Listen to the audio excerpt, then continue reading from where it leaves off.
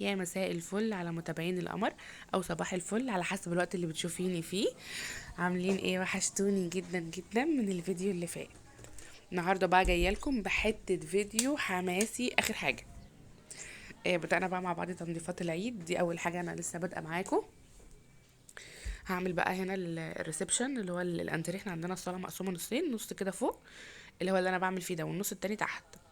هشيل بقى الستاير. شفتوني وانا متشعلقه. كنت هقع كذا مره. السلم ده هو كرسي بيتقلب سلم، او سلم بيتقلب كرسي، فملوش حته اسند عليها وانا طالعه. المهم بقى، نزلت بقى الستاير واللي بره دي اللي هي اللي لونها نبيتي في اصفر، واللي تحت بقى اللي هي الطبقه الشفافه دي. وسليم قعد يساعدني ان انا اشيل الحلقات والحديد وكده. ودي السجاده انا شايلاها من بدري اصلا وحطها في جنب. انا لسه ما غسلتش السجاد، وتقريبا كده هغسله بكره ان شاء الله. بكره ده اللي هو يوم التلات. النهارده يوم الاثنين. الفيديو ده انا مصوراه من بدري، من تقريبا يوم الخميس، ودلوقتي هينزل لكم يوم الاثنين باذن الله. بس شلت بقى الناحيه اللي بره، هشيل بقى الناحيه دي كمان.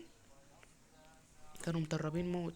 طبعا ما شلتهمش من العيد اللي فات، بنفضهم بس كده هما مكانهم. فكان عليهم تراب كتير قوي لان هما عند الشباك.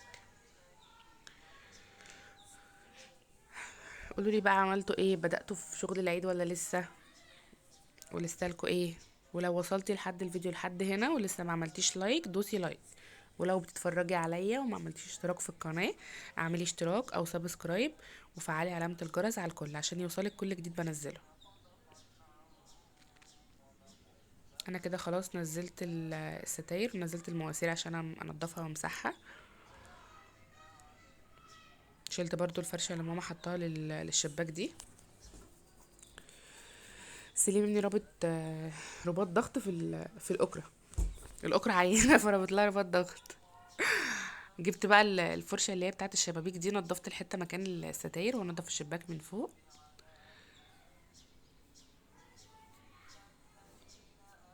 قاموا يلا اتنشطوا وبدأوا شغل العيد. ما عادش حاجة. انا اتفاجئت اقسم بالله ان خلاص يوم السبت الجاي الوقفة. ايه ده؟ امتى وفين وازاي؟ آه، الواحد ملحقش يعني. رمضان عدى كده هوا. اه، الايام ملخبطه والمواعيد النوم والدروس بتاعت سليم بايظه والدنيا بايظه خالص. بس بجد شهر رمضان ده احلى شهر في السنه. شهر الخير والبركه.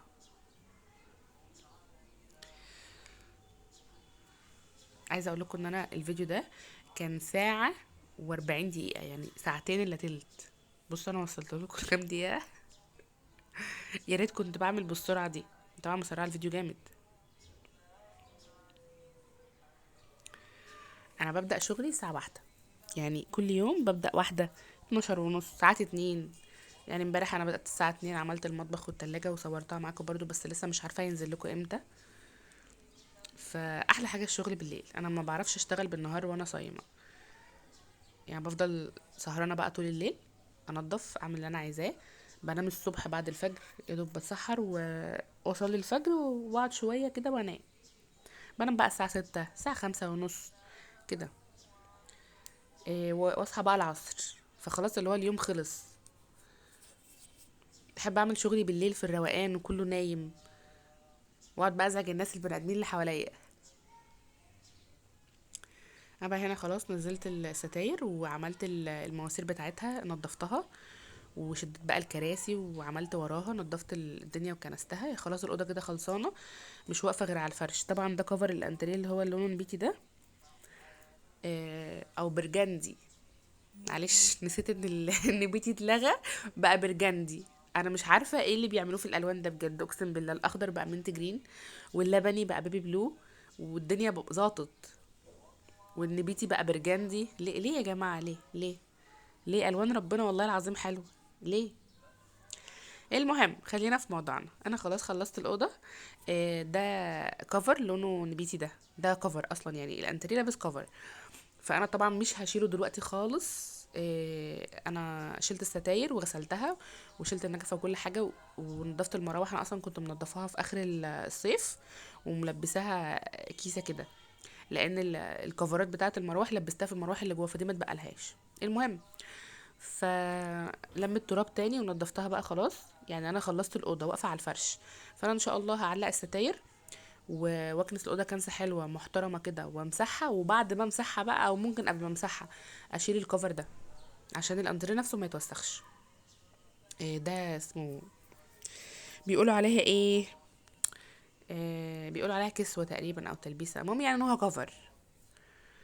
فانا بقى هخلص كل ده وبعدين اشيل الكفر وافرش بقى السجاده وامسح، بحيث ان ايه ما يتطربش او ما يحصلوش اي حاجه، اي تراب بقى او اي حاجه او اي وسخ يجي على الكفر نفسه. بغسل بقى الكفر واعينه، نقضي العيد الجميل بتاعنا ونخلص وبعد كده نلبسه الكفر تاني. هنا بقى كنت بشيل اللي هي الحلقات والحديد دي، سليم مش عارف يشيلها هو شال واحده، شال ستاره او نص ستاره تقريبا. فانا بقى قعدت شلت الباقي. عملت كيسه لده وكيسه لده، دي خلاص خلصت اهي. كنت اللي بخلصه بقى بحطه ورا على الكرسي ده، وسليم كان بيلم العابه. العاب في كل حته، في كل حته العاب. عايزه اقول لكم ان سليم ده في اليوم ده يعني كان سخن وحرارته عاليه. حتى في اول الفيديو كنت حاطه له لزقه بتاعه سخونيه. هو اصلا جه فجاه كده بعد الدرس، مس مشيت إيه انا تعبان ومش قادر، فانا فكرته بيستهبل عشان ما يعملش الهوم ورك. لقيته نام. فمش من عادته اصلا ان هو بينام بعد الفطار او بينام قبل السحور، هو بينامش غير بعد السحور وبالعافيه. طبعا ما فيش مدرسه بقى الايام دي وكده. فبحط ايدي عليه لقيته سخن. إيه صحيته بقى اديت له دواء سخونيه و... وغسلت له ايده ووشه كده اللي هو ايه، نزلت له الحراره. وصحي بقى عملت له كوبايه ليمون دافيه وحطيت له اللزقه دي، بس هو ما بيسيبهاش على قورته كتير، بيزهق. بس خير، فضل بقى تعبان في اليوم ده وتاني يوم، والحمد لله بقى كويس.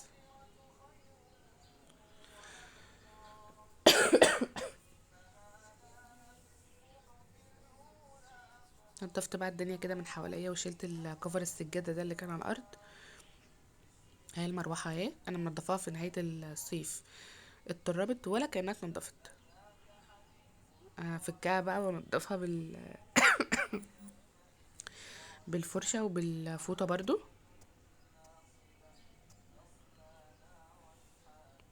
مهم.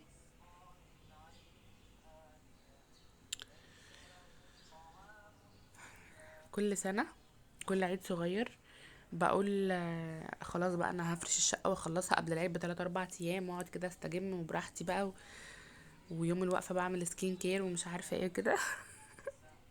بتزنق حته زنقه اقسم بالله ما يعلم بقى الا ربنا، مش عارفه ليه. اصلا اتفاجئت ان خلاص ما عادش على العيد حاجه. في حد بيعمل زي كده؟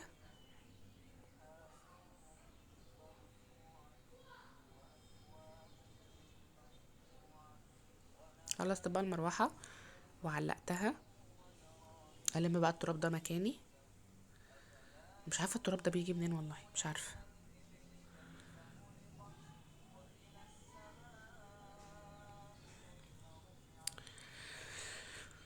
ده كفر السجاده اللي كان على الارض، انا شلته وما فرشتوش خلاص من يومها. عايزه بقى اغسله، بس اخلص بس الدنيا دي كلها واغسل الكفرات دي بقى بعينها، عشان بنفرشها في الصيف، بنشيل السجاد وبنفرشها. رحت بقى للمروحه التانية اللي هي في الناحيه التانية دي. نضفتها برضو وظبطتها. وهنا بقى النجفة كنت بنضفها، انا دايما بحط فيها فوطة والفها كده وانضفها. فقلت ايه اما اجرب كده اشوفها بتتخلع ولا لا، لقيتها بتتخلع. فكيتهم بقى كلهم وغسلتهم خليتهم بينوروا. لسه مركبتهمش والله. خدت مني وقت جامد. كنت هقع. هنا كنت هقع.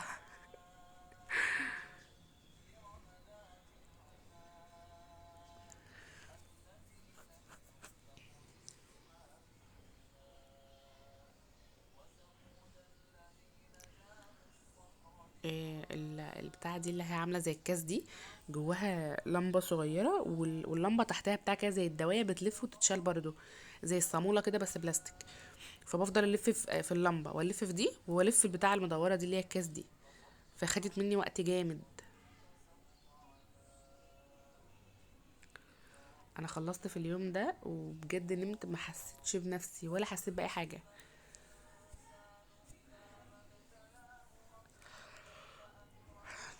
هعمل معاكم برضو المكتبه هنا في نفس الفيديو ده، اللي هي في الصاله، هتشوفوها دلوقتي.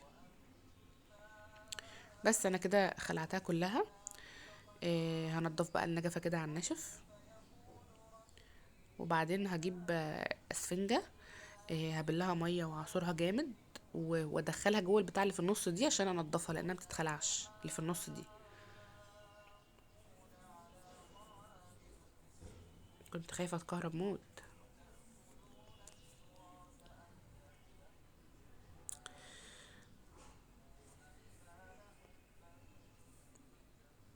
مش عارفه ايه الحنتفه اللي انا قاعده حنتفها دي، ما خلاص.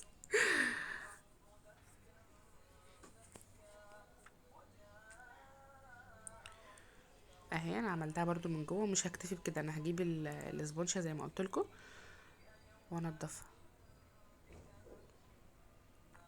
كده بقت فل اهي.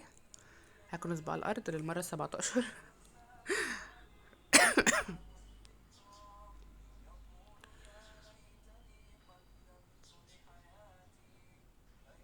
حطيت بقى الستاير في الغساله وشغلت الغساله عليهم. جيت بقى هنا في المطبخ عشان اشطف الحاجات دي. شطفتها الاول من التراب. بصوا لبست جلافز في ايدي الشمال لان انا عندي مشكله في ايدي الشمال. عندي في صباع من الصوابع فيه اكزيما. فالاكزيما دي المفروض ان انا اصلا ما بجيبش ميه على ايدي كده. الدكتوره قايله لي ما تغسليش ايدك بميه، فمش عارفه ازاي يعني اعيش ازاي كده. فبتجنب بقى اي حاجه فيها صابون او اي حاجه كيميكالز فيها، زي الشامبو مثلا او الشاور والحاجات دي، لو جيت عليها بتلتهب بقى وبتعمل فسافيس صغيره كده. فانا جبت الجلافز ده عشان المفروض ان انا اغسل بيه مواعين، بس انا مش بعرف امسك بيه حاجه وما بملكش. فانا قلت ايه، خليه في ايدي الشمال بس، وانا كده كده شغاله بايدي اليمين. بس حطيت بقى اسمه ايه ده، بريل او صابون مواعين على الاسبونشة دي عشان بترغي. ومسكتهم بقى دعكتهم وخليتهم زي الفل.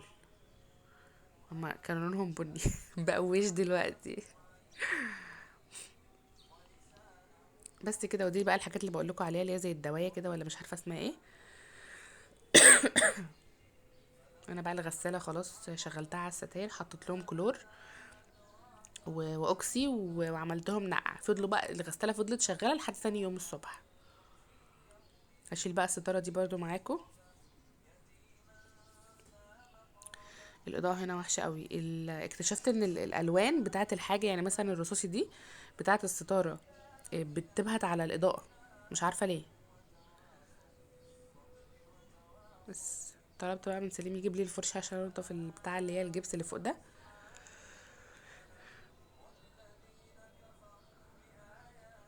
انت رايح فين يا ابني، رايح فين؟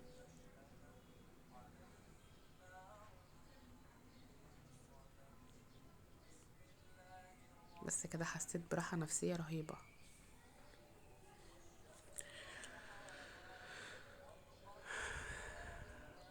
حطيت بقى الستاره مع اخواتها. اروح بقى للمكتبه هنا. فضيتها خالص. كان بصوا كانت عامله ازاي، مش محتاجه ان انا اتكلم اصلا، هي شارحه نفسها. هفضيها بقى كلها وانضف فوقها، بس انا ما جبتوش معاكم في الفيديو هنا. نزلت الفوانيس دي كلها ونضفتها بالفرشه، ونضفت من فوق اسمها ايه دي المكتبه، ورصيتهم تاني بشكل احسن يعني. بس هما هنا خلاص اترصوا اهو اتنضفوا. خلصت بقى الرفين اللي فوق، نضفت التراب الاول منهم بعدين لمعتهم. وقلت بقى ايه ارصهم بعدين افوق للرف اللي تحت، لان مش عارفه اعمل التلاته. كانت في ترابيزه تحت المكتبه كنت حاطه عليها الحاجه.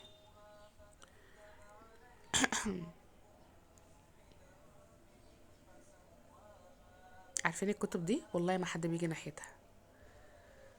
يعني زمان كده كنا نجيب كتاب ونقعد نقرأ ونجيب رواية، وفي هنا روايات كتير. انا عندي روايات اصلا حطاها هنا في المكتبة، وفي كتب دينية. بس مش عارفة يعني، النت بقى والتليفون وجوجل والتيك توك، الحاجات دي كلها قضت تماما على القراية.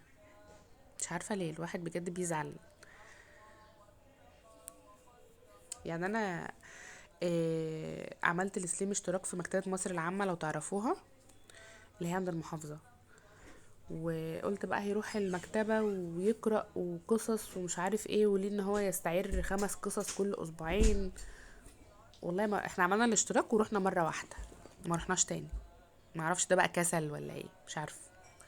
ازيكم يا جماعة، متنسوش تعملوا لايك وشير وسبسكرايب. حصل.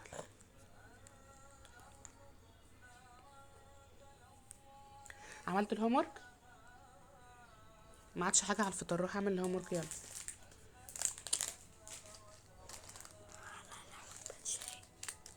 ماشي، خلي تيتا تعمل لك. شكرا.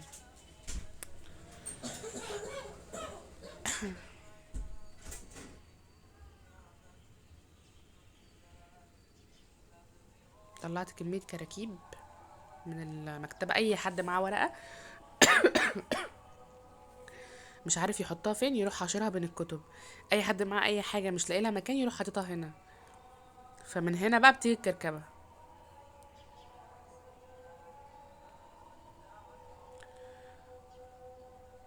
بس كده بقت فل قوي. النظافة باينة يا ولاد، باينة ولا لأ؟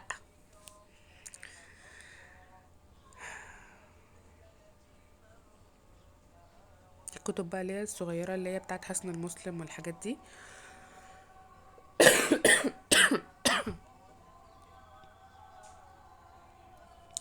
ودي أهرامات.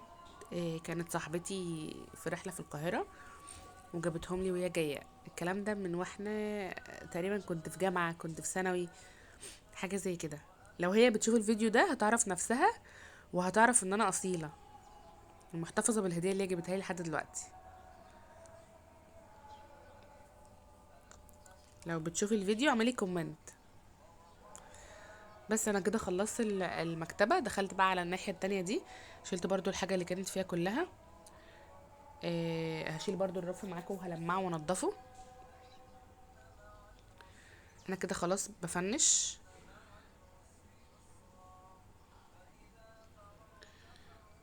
كده تمام قوي. حطيت الرف، احط بقى عليه الحاجة. هو الرف معوج ليه؟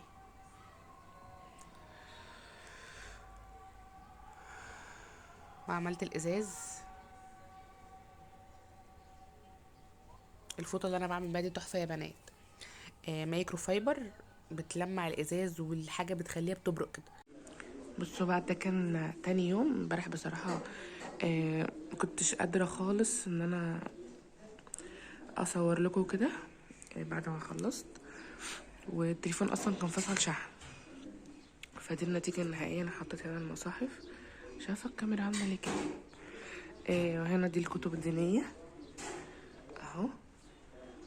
وطبعا نزلت الحاجات اللي فوق دي، نضفتها ونضفت فوق المكتبة. احنا بنحوش الفوانيس. بس ما جيتش معاكم في الفيديو تقريبا. وهنا دي الكتب اللي هي بتاعت حسن المسلم وكده. وده الشكل النهائي. دي الضلفة دي اهي، حطيت دي فيها الأدوية. ودي الخيط والإبر والحاجات دي. بس وكده بقى ايه، لوز اللوز.